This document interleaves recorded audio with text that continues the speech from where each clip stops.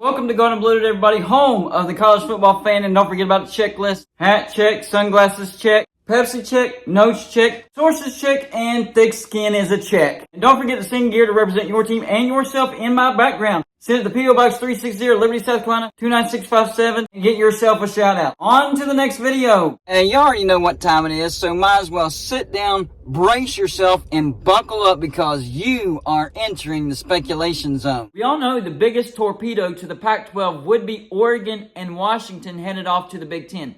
That would hurt them the most. Now, the four corners leaving to the Big 12, that would also hurt the Pac-12. But the biggest, most hurtful decision would be Oregon and Washington leaving for the Big Ten.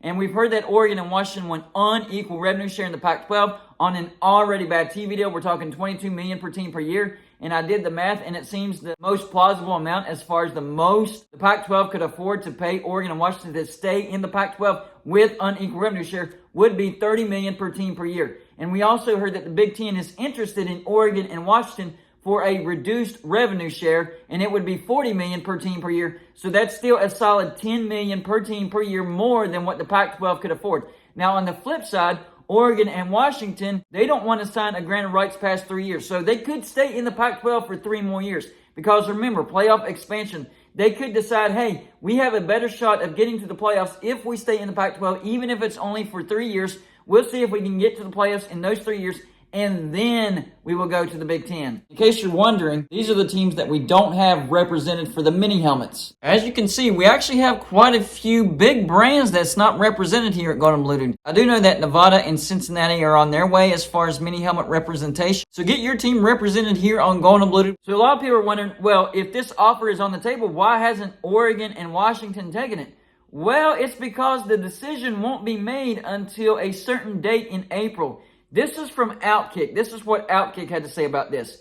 Big Ten expansion dates reportedly boil down to one date in April. There's been smoke swirling. The Big Ten is getting ready to welcome Oregon and Washington for a reduced revenue split. It's believed both programs might join the Big Ten for roughly $40 million annually. The great fear for the Pac-12 is that once Oregon and Washington leave for the Big Ten, several other teams will jump for the Big 12. However, movement isn't expected until Kevin Warren leaves the Big Ten. A decision from the Big Ten on further expansion won't come until Kevin Warren is gone.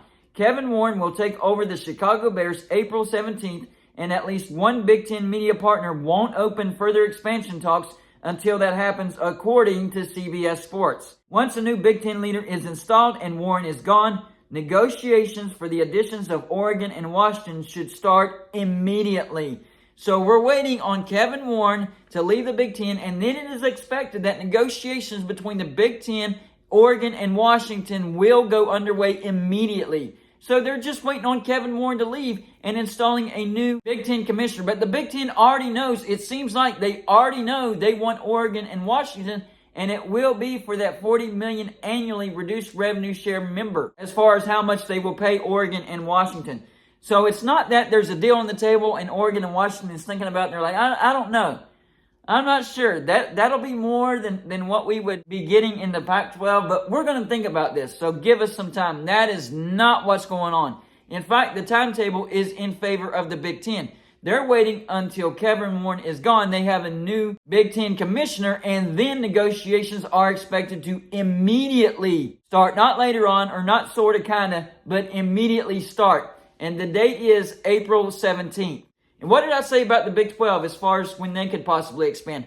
I think if the Big 12 does add some teams, it will be after the Big Dance. Because as good of a football season that the Big 12 had last year, the Big Dance is where they shine. Remember, the Big 12 holds back-to-back national championships in college basketball, so they don't want to take any of the spotlight off the Big Dance because they know the Big 12 will shine once again.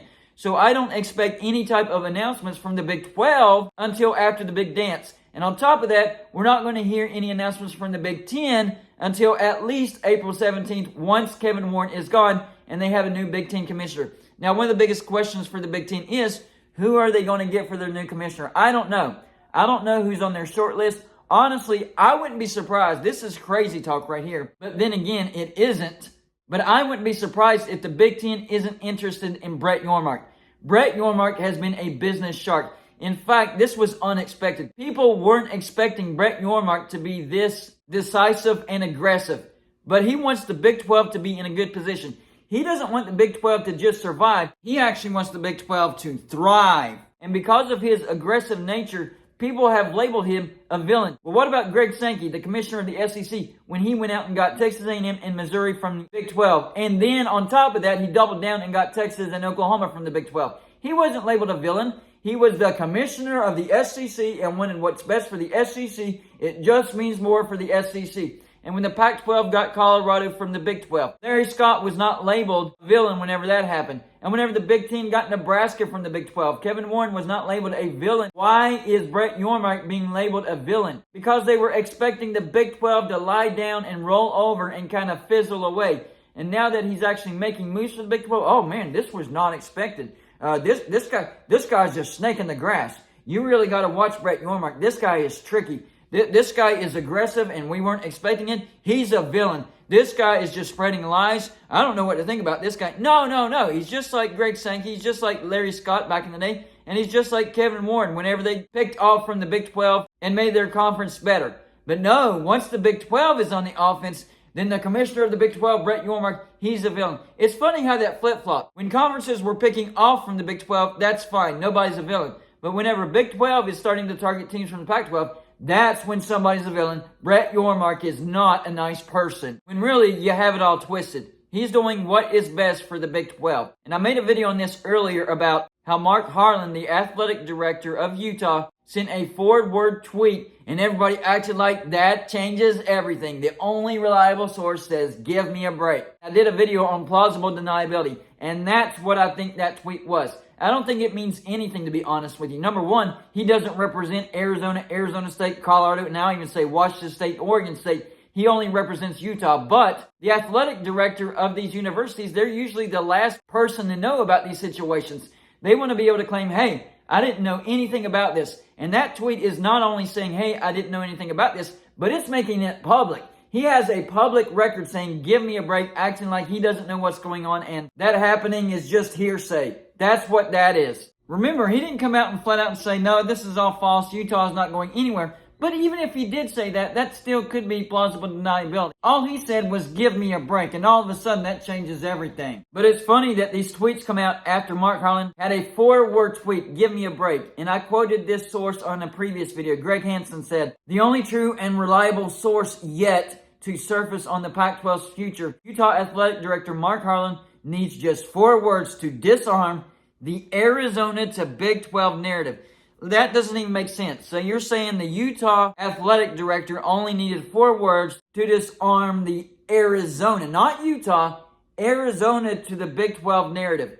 That doesn't even make sense. Now, if you would worded it Utah to the Big 12 narrative, that makes a little bit more sense. It makes a little bit more sense. But to put Arizona in there, no, you are way off base on this. And in fact, it disarms nothing. It gives him plausible deniability. That's all that does. And the reason these teams are even thinking about talking to the Big 12, and they have been talking to the Big 12, no doubt about that, is number one, because of this terrible TV deal, $22 million per team per year is what I'm hearing. Number two, the unequal revenue share that Oregon and Washington is wanting. And number three, they still might be bolting for the Big Ten anyways. And once that happens, the Pac-12 will be in a world of hurt. If Oregon and Washington stay, even with unequal revenue share, it's still doable. It's not great, but it's still doable. But once those two brands leave, that TV deal, it might actually be worth less. We might be talking about $20 million per team per year, or even less.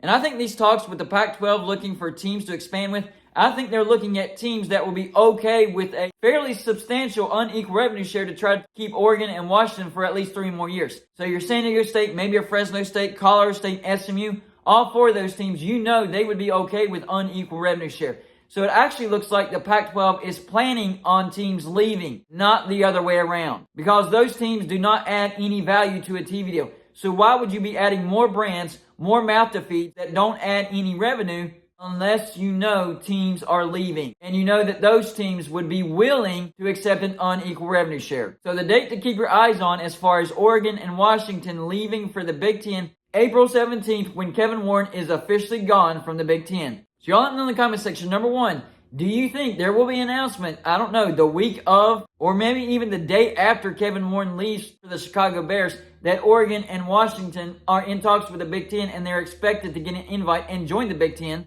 Number two, do you think these teams that are talking to the Big 12, do you think they stay in the Pac-12? Or do you think they actually go to the Big 12? And if so, do you think they actually announce before that? That way they get ahead of the situation. Because remember, you don't want to be the last person to jump off the bus or the sinking ship. That's all I got for this show. Like and subscribe if you haven't already. And I'll see you on my next show.